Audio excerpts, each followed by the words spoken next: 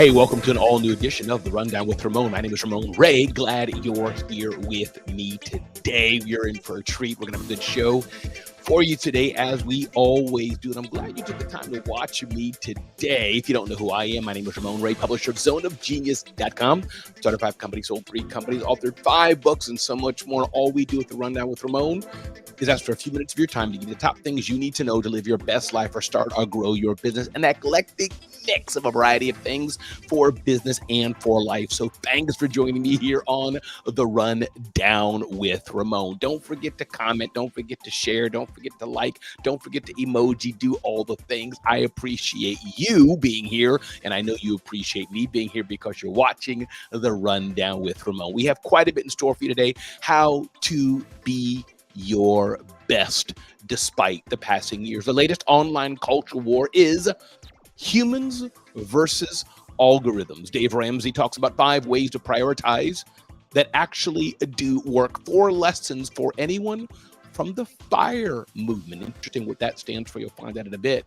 Another tip we have for you today: why not asking for what you want is holding you back. The smartest people in the room are all listening to the same podcast.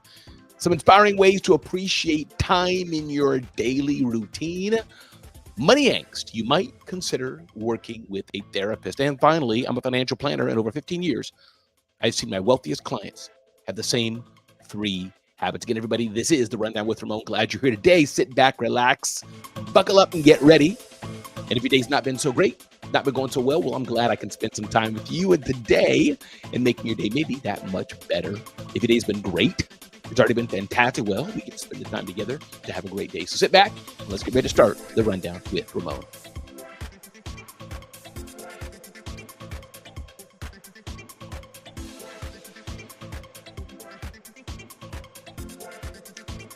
And we're back. Here we go. Let's go turn down this music so we can get the show started. Ding, ding, ding, ding, ding, ding, ding. How to be your best despite the passing years. We're all getting older. Reading here from The Atlantic, written by Arthur C. Brooks. And Arthur talks about the aspect that a weird thing happened to me this week. I'm turning 60. I enter a 7th decade with no small amount of apprehension. As we get older, many things run through our minds. How will we care for ourselves? Do we have children or not? Are we going to get sick? Are we going to be healthy? Have we saved up enough money? Will we be relevant or not? These are valid questions as we age and get older, as our body naturally gets more infirmed, as we go towards passing away, because no one lives forever. So what do we do about it? The experience can even be seen in pathological terms. The website Medical News Today lists symptoms of birthday depression that sound like a bad drug ship. Writes this article here in The Atlantic. So what do we do about it? How do we age, as it were, gracefully? I would dare say, know that you are relevant. The memories you've had in the past, the people you've been with in the past, pour into them more and more and more. Maybe your body is different. Maybe your mind is even different, but you still have the capability to make a difference in the world if you allow yourself to do so. Yeah, people say age is just a number. That's not quite true. Age is a biological function as well. But hope is not lost. Just because you're getting older, you can still be relevant and make a difference in the world. Again, my name is Ramon Ray. This is The Rundown with Ramon, and I'm so glad you're here today. The latest online culture war is humans versus algorithms. What does this mean? There's many people that are not so happy with the fast pace of how technology is going. Writes your friends in Wired. Ever feel like Instagram or TikTok algorithms know you a bit too well? Well, the backlash against automated curation is building, and new algorithm-free platforms are springing up. Algorithm-free. I'm not even read the article yet. I don't know if I want an algorithm-free world. See, the beauty of algorithms is that it knows what you like and feeds you more of what you like. It knows what your friends like and what you've clicked and feeds you more of that. And I do think that's cool. Randomly giving me things that I'm not interested in makes a very bad experience. I will never be interested. I was going to say in the movie Barbie, but maybe I would one day. But you get my being little dolls and pink daffodils and little puppies. It's just not my thing. It could be for somebody else. I'm not interested in video games. It could be for somebody else. I'm not interested in drinking soda. It could be for somebody else. So I like the fact that the algorithms feed me what it thinks I like. At the same time, awareness of the potential downsides of this techno-dictatorial approach has never been higher. The US Congress recently probed whether social media algorithms are threatening the well being of children. And I'm guessing they are to some degree. But don't forget, we parents have a role to play as well, and how much we allow our children to be in this. People long for the days of not being bombarded by Taylor ads everywhere they scroll.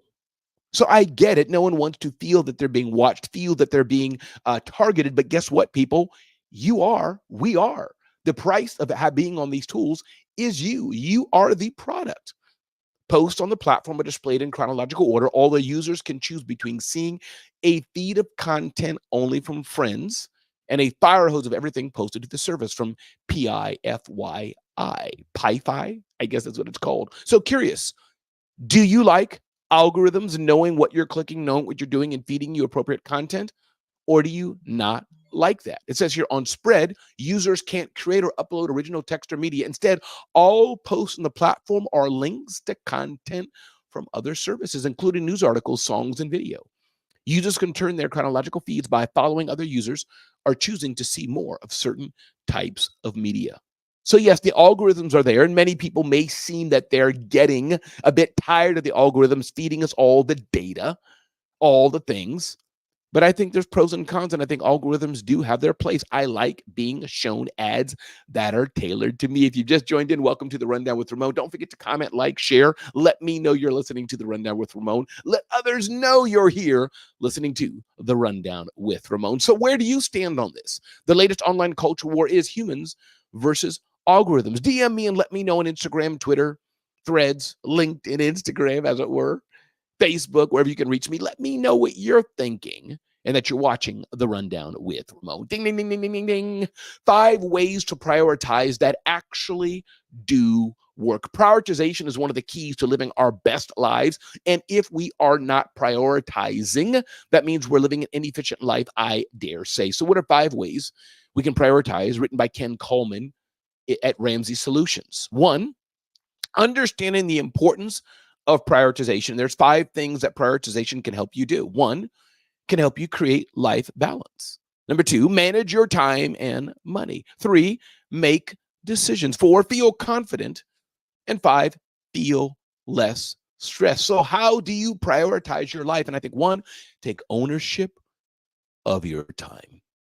Understanding and own your time. Don't let others dictate your time. Don't let a stream of movies you're watching dictate your time. Don't let the distractions that come through life dictate your time. Number 2, decide what's most important. All things are not created equal.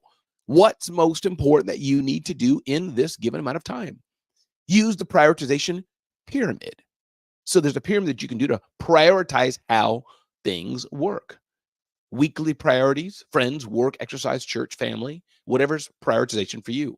Divide your priorities into specific time periods. It's one thing to prioritize, but if you're not timing it in specific time periods, you're not serving anybody. And choose priorities for a season. If you're buying a new home, there's priorities that go along with that. If you're pregnant, your wife is pregnant, there's priorities that go along with that. If you're going to school and getting your MBA, you have to prioritize that. So understand that prioritization is also based in season. Again, if you just joined, my name is Ramon Ray. This is The Rundown with Ramon, going through here an eclectic mix of things to help you live your best life or start or grow your business. Another thing to do, number 5, say no to distractions. Living a distracted life can jack you up. Living a distracted life can definitely help you not prioritize your life. Number 4, The Rundown with Ramon, 4 lessons for anyone from the FIRE movement. This was an interesting article from our friends at Forbes. FIRE stands for Financial Independence, Retire Early. Isn't that the life many of us want, to be financially independent and retire early? You may be wondering what in the world this has to do with you in retirement. In my exploration of FIRE, I've recognized 4 key lessons that everyone should consider whether they intend to retire at 40 or 75. 1, prioritize your passions and interests. What is your passion or interest? I know me, I like to travel. I'm very involved in my church's activities. I like to watch a good movie now and then, but really, I like travel. That's my passion and interest. What's yours? Number 2, build your community. Those who embrace FIRE Understand that they must seek out connections and purposefully create a community to replace the coworkers who provided default companionship. If you're retiring early and you're financially independent, you're going to have to build a brand new community because you're used to going to work 9 to 5, getting in the train at 8, waking up at 6 a.m., getting home at 5 or 6, having dinner, going to bed, and doing it again and again and again and again and again. If you're retiring, especially if it's early, you're going to have a new network of friends that you can serve and who can serve you. Recognize that savings for retirement is about more than reaching a magic number. The FIRE movement encourages us to analyze our savings and spending at a deeper level, not just some magic number. Create a plan unique to your values and life. This is interesting because how you roll, what you want to do, the money you want to spend is going to be different than how I roll, what I do, and the money that I want to spend. And this is the thing. We have to stop comparing ourselves to everybody. Stop comparing ourselves to the Joneses.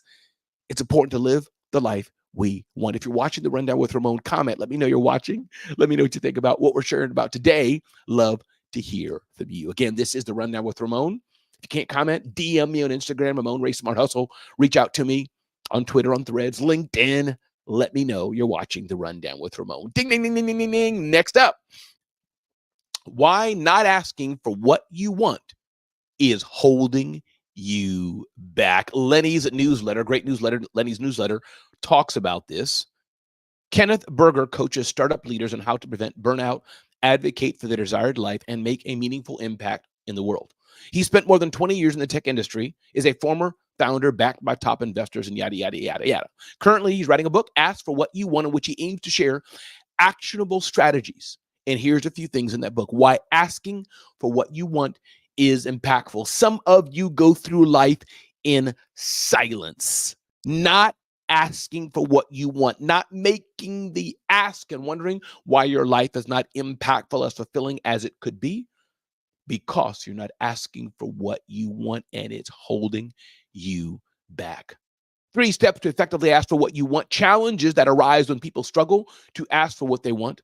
While hearing no is a normal part of the process, the dream behind the complaint technique for uncovering desires. Some takeaways from Lenny's newsletter.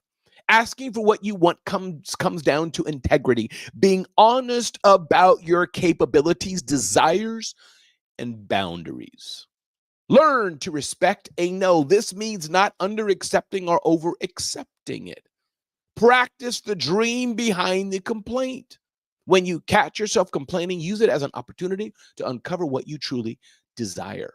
Aim for a hell yes rather than settling for anything less. Even if you're not a founder or in a position of traditional power, you still have influence. I beg you today, ask for what you want to get what you want. Welcome to the Rundown with Ramon. My name is Ramon Ray. Let's go and see what's next. Ding, ding, ding, ding, ding. The smartest people in the world are in the room, are all listening to the same podcast. Seems like this podcast called Acquired is booming and became huge. And I encourage you to just Google it, look it up. Acquired, and to think a few things about this. One, they only make the podcast 12 times per year. It's not every day, not every week. And they do that because they do a lot of research about what they're talking about. And they don't just do it as a podcast, they do it as a show. So when the podcast comes out, I guess they do it as some big event and people are loving it, diving deep into how companies are built and how companies are made. One of the podcast hosts says, I think corporations are the biggest and best nonfiction stories of our day. There is no Roman Empire anymore. If you're looking for a story like the legends of old, it's Apple, Microsoft, and LVMH. That is the arena in which people pursue greatness. Sounds like kind of the podcast, How I Built This by Guy Raz. So the podcast market has become saturated with friendly interview shows that let CEOs reflect on their past and ruminate about the future. These days, tech billionaires go to Davos, Sun Valley, and Lex Fridman podcast.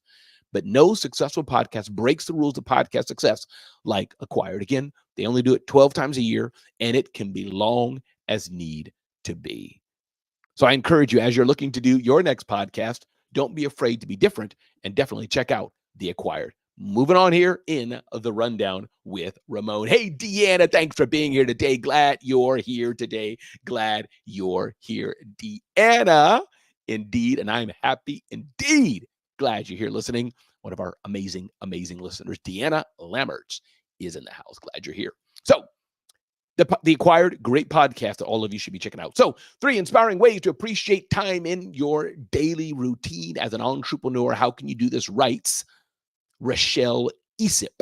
Feel like those minutes don't matter. Learn how to better manage your time with these eye-opening approaches. Appreciate the completion of a scheduled item. Yay, cheer yourself when you've completed a scheduled item. Number 2, appreciate the stillness of the day.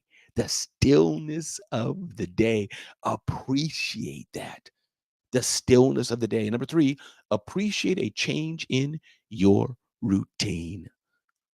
This is how you can do some different things to appreciate time. And I'm going to say this again. 1, appreciate the completion of a scheduled item. Bask in it. Appreciate the stillness in a day. And appreciate a change in your routine. This is how you can also get the most out of your day, but it starts with, you hear that word? Appreciation. Let's go, let's go, let's go. Get that workout in to the gym, working on a brain and working out her brain by listening to the Rundown with Ramon. I appreciate Deanna. Thanks for being here. I appreciate it so much. And Sonia's popping in as well. Sonia, good to be here as we're here on the Rundown with Ramon. Ding, ding, ding, ding, ding, ding, ding. Money angst, you might consider a financial therapist as we get ready to wrap up this episode of the Rundown with Ramon. Unconscious beliefs and emotions can mess up how people handle their finances. The hard part is finding experts qualified to handle both money and mind. Tip here, finances is an important part of our lives or our business. And if your finances are not exactly where they want to be, this article is saying that you may need to get a financial therapist, somebody who can help you blend both. The goal of financial therapists ultimately is to help people make good financial decisions, typically by raising their clients' awareness of how their emotions and unconscious beliefs have affected their sometimes messy experiences with money. Needs for such help often arise following a job loss, bankruptcy, or marital partner's financial infidelity, when one spouse hides or misrepresents financial information from the other. Even something seemingly positive, such as getting a big inheritance or winning a lottery, can cause financial anxiety. So you may need a financial therapist. And I don't know who a financial therapist would be, but hey, if you need an expert, definitely you can check out what we do and see or ask me for a referral, and I'm happy to help you. Last thing here, the Rundown with Ramon. I'm a financial planner. Over 15 years, I've seen my wealthiest clients have the same 3 habits. What are the habits that the wealthy do? What are the habits that people who have wealth, what are they doing different than we are? As we dive into the last tip on the Rundown with Ramon. Seems like 1, their most significant yearly expense is saving your money. Number 2, they are great at understanding and managing risk. Number 3, they have a team of experts on their side. Simple, getting a team of experts, understanding and managing risk, and saving your money, investing it so it has a higher rate of return. Listen, this is the Rundown with Ramon. I'm glad you took the time to be here today. And I want you to remember, if you don't remember anything else, check out zoneofgenius.com. If you like this information and want more of it, zoneofgenius.com is the place to go. I want to ask you to be clear on what you really, really want in life and business. Be clear on what you want. The more clear you are, the better you'll get to where you need to be. Ask yourself, do you even want to be in business? Understand, there's no commercial break. This is not Shark Tank. This is real life, and you have to deal with it accordingly, not like a next TV show. Are you hungry enough to get to where you need to be in life? And finally, prices. Is your pricing on point? Is your pricing good? Is it premium or is it cheap? Are you the cheapest person in the room? And lastly here, what do you do best? Ask yourself, what do you do best? Again, everybody, my name is Ramon Ray. This is the Rundown with Ramon, where we ask you to go make a difference in the world, make the world a better place, because we need you. We need you. We need an army of people who can smile and say good morning. Listen, this is the Rundown with Ramon. I'm so glad you're here. Don't forget to DM me on Instagram, Ramon Ray Smart Hustle. Check me out at RamonRay.com. Check us out at zoneofgenius.com. Have a beautiful, fantastic rest of your day as I sign off. Thanks so much.